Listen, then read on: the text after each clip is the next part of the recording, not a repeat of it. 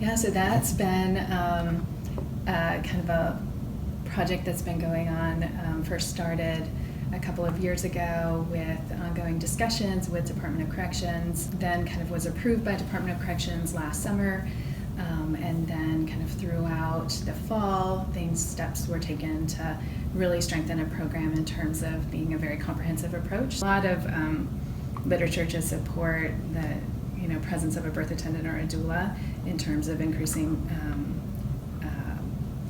birth outcomes and the experience for women. Those doulas are committed first to that client. Mm-hmm. They may have other clients, but to be matched in the program, they have to kind of put that client ahead.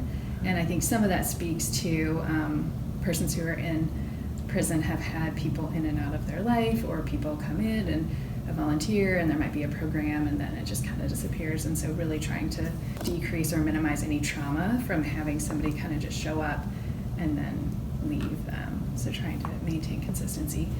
There's also been one of the doulas who's been doing ongoing work for several years in terms of childbirth ed classes, so really supporting women in the group space and looking at some basic childbirth education, and that's kind of coming under that program as well. So as opposed to just a random doula showing up when a pregnant person is transferred in labor, a very thoughtful approach in the sense of a presence in Department of Corrections where one specific doula is matched to a client. Certainly it's a completely voluntary program, but what we've seen is that there's been 100% uptake, and all of the pregnant persons who are there would want a doula support. What the doula program is doing is it's building that trust. And, I once heard a doula say that, and it just, it's something that stuck with me. She mentioned to me during a conversation that it doesn't matter what the person is incarcerated for. What matters is that in this space, I am there for them. And, I think that is very important, in this work, to give them that sense of comfort in a situation that is so bleak and so dark.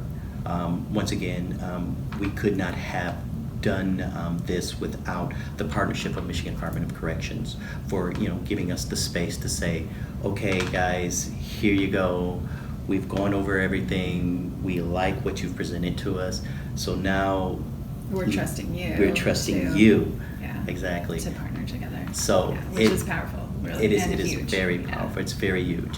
Yeah. So we're just immensely grateful for the program and what it's currently accomplishing and what we know it's going to accomplish in the future. Mm-hmm. And so that program has been very thoughtful in aligning specific doulas with clients there.